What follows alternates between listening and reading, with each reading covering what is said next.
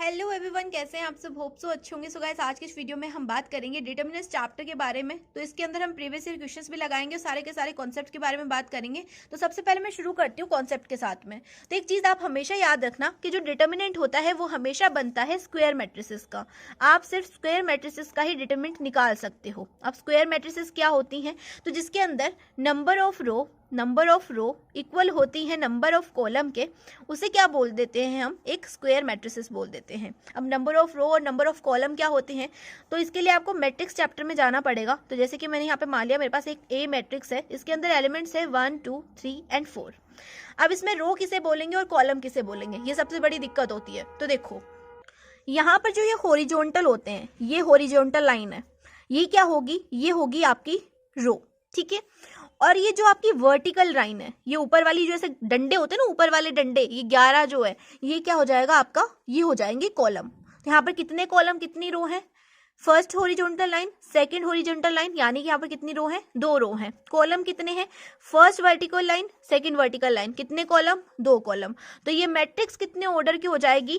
देखो, मैट्रिक्स का ऑर्डर हम कैसे निकालते हैं? मैट्रिक्स का ऑर्डर निकलता है रो इंटू कॉलम से। कैसे निकलता है? रो इंटू कॉलम से। तो यहाँ पर कितने ऑर्डर की मैट्रिक्स है? रो कितनी है? 2 है, और कॉलम कितने हैं? 2 है। तो यहाँ पे बन जाएगी 2 इंटू 2 ऑर्डर की मैट्रिक्स। तो ये सब तो आपको मैट्रिक्स चैप्टर से पता चल ही गया होगा, लेकिन मैं फिर भी आपको बता रही हूँ ताकि आपके सारे के सारे कॉन्सेप्ट्स क्लियर हो जाए। अब देखो, अब यहाँ पर हमने बात कर ली स्क्वायर मैट्रिक्स का क्या निकलेगा? डिटर्मिनेंट निकलेगा। और स्क्वायर मैट्रिक्स क्या होती है? जिसमें नंबर ऑफ रो इक्वल होती है नंबर ऑफ कॉलम के।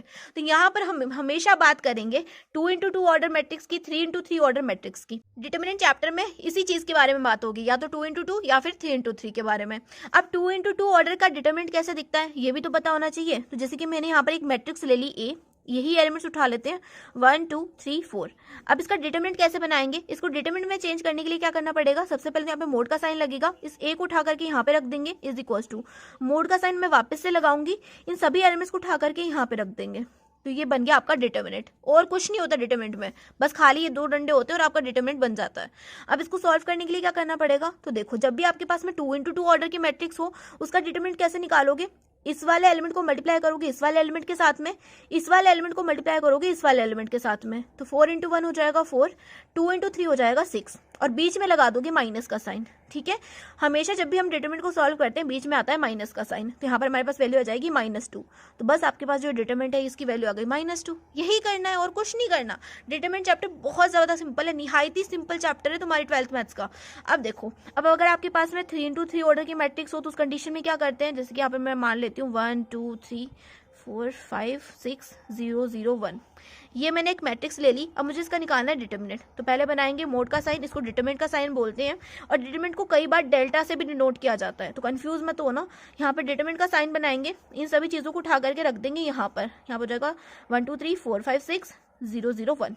यहाँ तक समझ में आ रहा है? अब देखो, अब ना 3 इंटू 3 ऑर्डर वाली मैट्रिक्स ना थोड़ी सी टिपिकल होती है, बिल्कुल भी डिफिकल्ट नहीं होती, सिर्फ टिपिकल होती है, समझने की दिक्कत है और कोई दिक्कत नहीं है।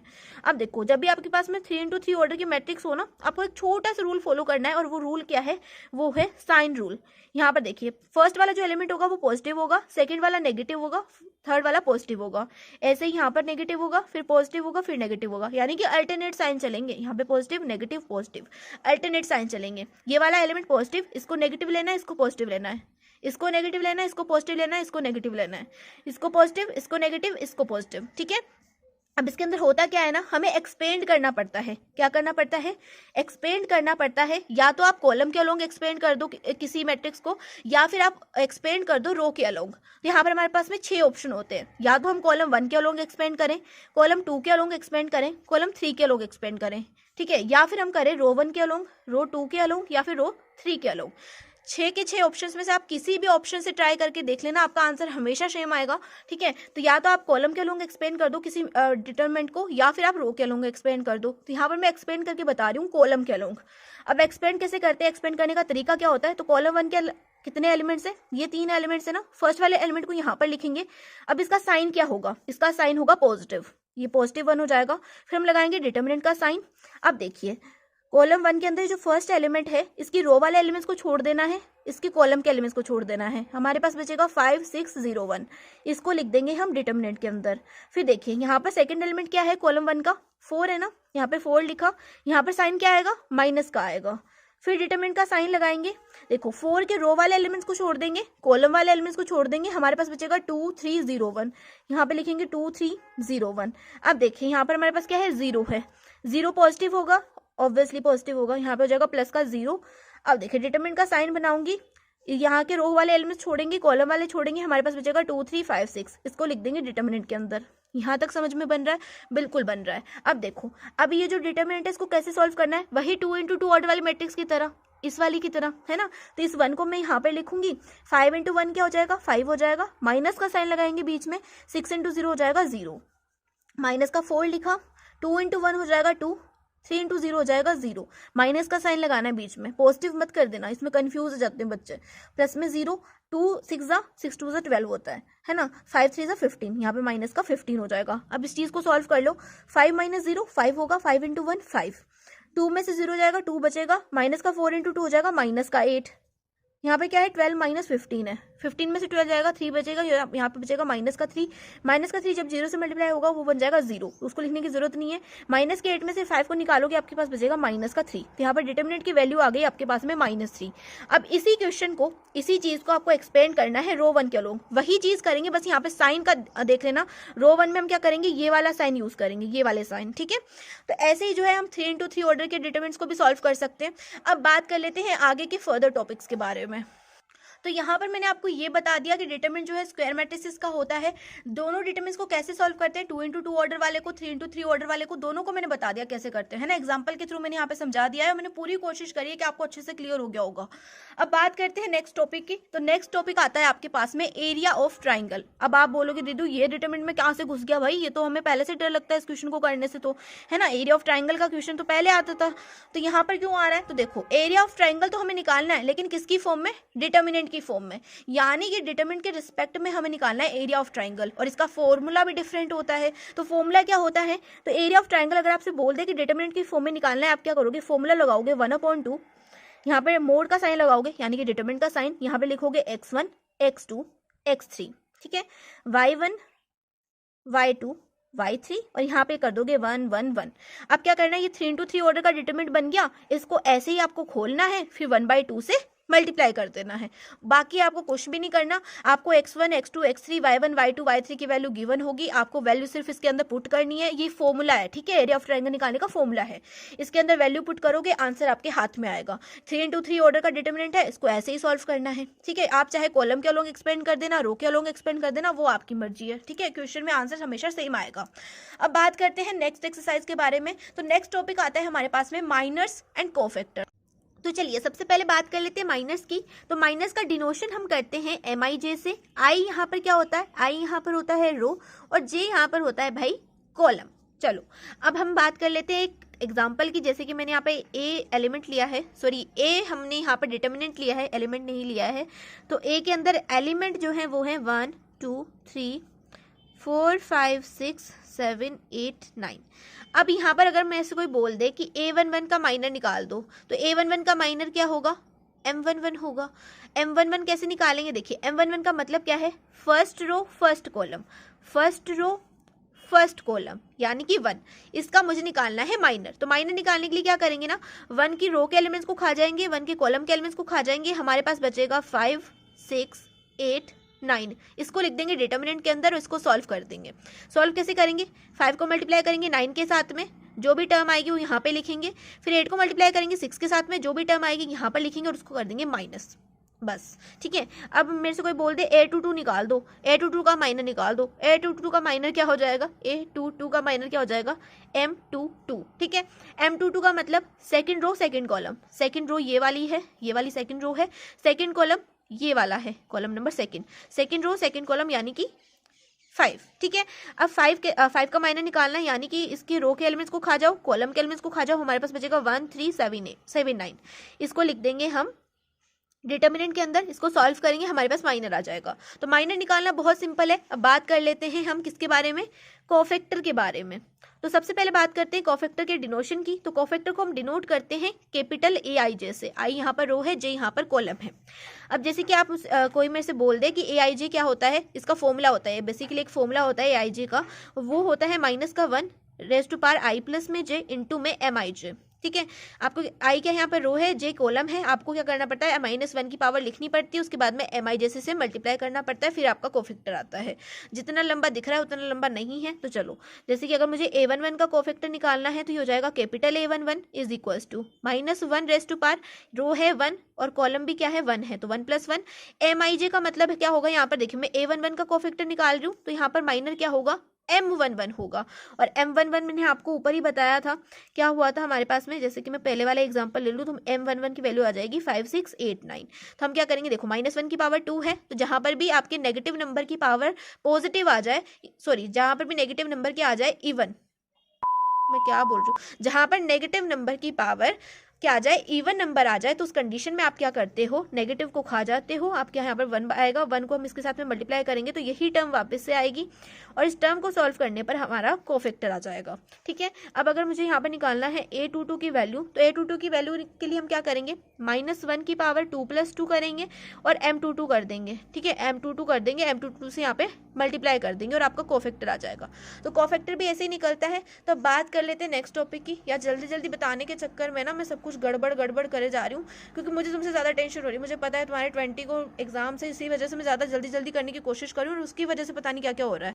तो नेक्स्ट टॉपिक पे बढ़ने से पहले ना मैं तुम्हें कुछ थ्योरम से माइनर एंड कोफैक्टर की वो बता देती हूँ, उसके बाद में नेक्स्ट टॉपिक पे बढ़ेंगे। तो देखो, थ्योरम नंबर 1 है हमारी, अगर हम किसी भी रो को उठा लें या फिर किसी भी कॉलम को उठा लें, है ना, मैट्रिक्स के अंदर किसी भी रो को या किसी भी कॉलम को उठा लें, जैसे कि मैं उठा रही हूँ यहाँ पर a11 a12 a13 यानी कि रो 1 को, अगर रो 1 के जितने भी एलिमेंट्स हैं अगर मैं इनको इन्हीं के माइनस के साथ में मल्टीप्लाई कर दूं, यानी कि a11 को मल्टीप्लाई कर दूं m11 के साथ में, a12 को मल्टीप्लाई कर दूं m12 के साथ में, a13 को मल्टीप्लाई कर दूं m13 के साथ में और इन सभी को ऐड कर दूं, तो मेरे पास क्या आ जाएगा, मेरे पास आ जाएगी डिटर्मिनेंट की वैल्यू। क्या आ जाएगी, डिटर्मिनेंट की वैल्यू आ जाएगी। तो कई बार ना डायरेक्ट क्वेश्चन पूछ लिए जाते हैं, आपको जो है एलिमेंट और उसका माइनर गिवन होता है और आपसे पूछ लिया जाता है कि डिटर्मिनेंट की वैल्यू बता दो, तो आप क्या कर सकते हो, ऐसे मल्टीप्लाई करके आप ऐड करके आप डिटर्मिनेंट की वैल्यू निकाल सकते हो। तो ये तो होती है फर्स्ट थ्योरम।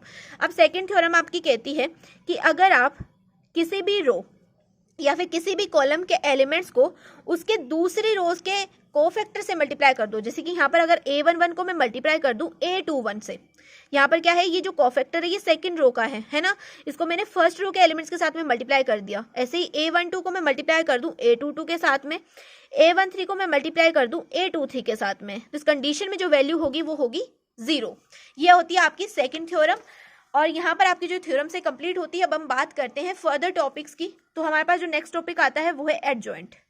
अब एडजॉइंट हम कैसे निकालते हैं, तो हमेशा याद रखना कि अगर आपको 2x2 ऑर्डर मैट्रिक्स के लिए एडजॉइंट निकालना है तो उस कंडीशन में आप क्या करोगे, देखिए जैसे कि मेरे पास एक मैट्रिक्स है ए, यहाँ पर एलिमेंट है A B C D, determinant ही है, सॉरी ये मैट्रिक्स नहीं है।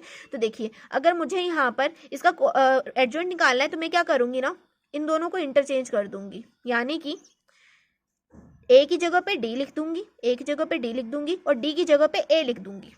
यहाँ तक क्लियर हो गया। अब हम क्या करेंगे, इनके साइन चेंज कर देंगे, यानी कि यहाँ पर क्या है, ये पॉजिटिव है ना, यहाँ पर हम नेगेटिव B कर देंगे, यहाँ पर ये पॉजिटिव है ना, यहाँ पर हम कर देंगे नेगेटिव C।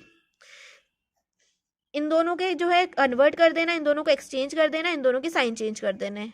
अगर 2x2 ऑर्डर की मैट्रिक्स है तो आप एडजॉइंट ऐसे निकाल सकते हो।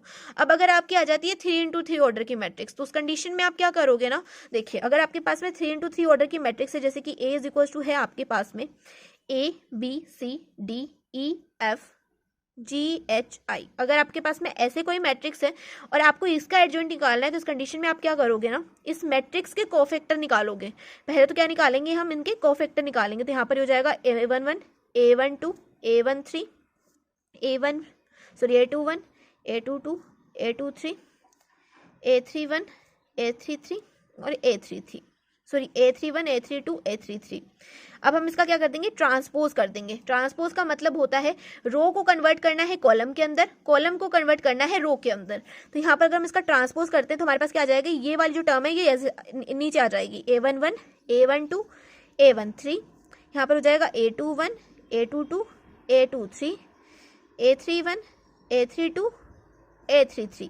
हमने क्या कर दिया, ये हमारा था कॉलम, इसको मैंने कन्वर्ट कर दिया रो के अंदर, ठीक है, और जो हमारी रो थी उसको कन्वर्ट कर दिया कॉलम के अंदर। यही होता है आपका एडजॉइंट। 2x2 ऑर्डर मैट्रिक्स के लिए एडजॉइंट ऐसे निकालते हैं हम, क्या करते हैं, इन दोनों को इंटरचेंज कर देते हैं, इन दोनों के साइन चेंज कर देते हैं। 3 इंटू 3 के लिए हम क्या करते हैं, पहले उनके कोफैक्टर निकालते हैं सभी एलिमेंट्स के, फिर उनका ट्रांसपोज कर देते हैं। तो ये हो गया एडजॉइंट की बात। अब आगे की फर्दर एक और टॉपिक आपका बचा है, उसके बारे में बात कर लेते हैं। अब कई बार क्वेश्चंस के अंदर आपसे पूछ लिया जाता है ए इनवर्स। हमें क्या करना होता है, ए इनवर्स की वैल्यू निकालनी होती है।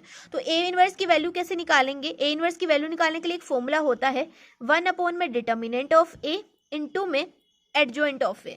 हम क्या करेंगे, डिटर्मिनेंट ऑफ ए करेंगे डिवाइड में और उसको कर देंगे मल्टीप्लाई एडजॉइंट ऑफ ए से। एडजॉइंट ऑफ ए निकालेंगे, फिर उसको डिवाइड कर देंगे डिटर्मिनेंट ऑफ ए से। इससे हमारी ए इनवर्स की वैल्यू आ जाती है। और अगर आपका डिटर्मिनेंट ऑफ ए क्या है, इक्वल है 0 के, तो इस कंडीशन में ए इनवर्स एग्जिस्ट ही नहीं करता। अगर आपका डिटर्मिनेंट ऑफ ए 0 आ जाए तो आपको ए इनवर्स निकालने की जरूरत ही नहीं है।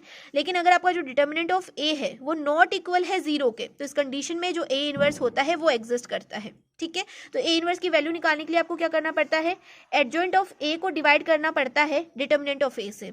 यहाँ तक समझ में आ गया भाई? अगर यहाँ तक समझ में आ गया तो कॉन्ग्रेचुलेशन, तुमने पूरा चैप्टर समझ लिया है। यहाँ पर चैप्टर नंबर आपका जो डिटर्मिनेंट है वो कंप्लीट होता है। ओवरऑल कॉन्सेप्ट यहाँ पर हमने पढ़ लिया है। अब जो प्रीवियस ईयर क्वेश्चंस है वो हम नेक्स्ट वीडियो के अंदर लगाएंगे, तो वहाँ पर मैं आपको प्रीवियस ईयर क्वेश्चंस भी लगवा दूंगी और जो क्वेश्चंस बोर्ड के अंदर आने की संभावना है वो भी बता दूंगी। तो चलिए भाई, मिलता है नेक्स्ट वीडियो में। और फिर से कह रही हूँ यार, तुमसे ज़्यादा टेंशन मुझे है तुम्हारे बोर्ड्स की, ठीक है? तो 20 से पहले तो मैं पूरी कोशिश करूंगी कि हर एक कॉन्सेप्ट तुम्हें बता दूं। अब मुझे फटाफट से कमेंट सेक्शन में बता देना कि डिटरमिनेंट चैप्टर के बाद में तुम्हें कौन सा चैप्टर चाहिए। तो मिलते हैं नेक्स्ट वीडियो में, तब तक के लिए बाय।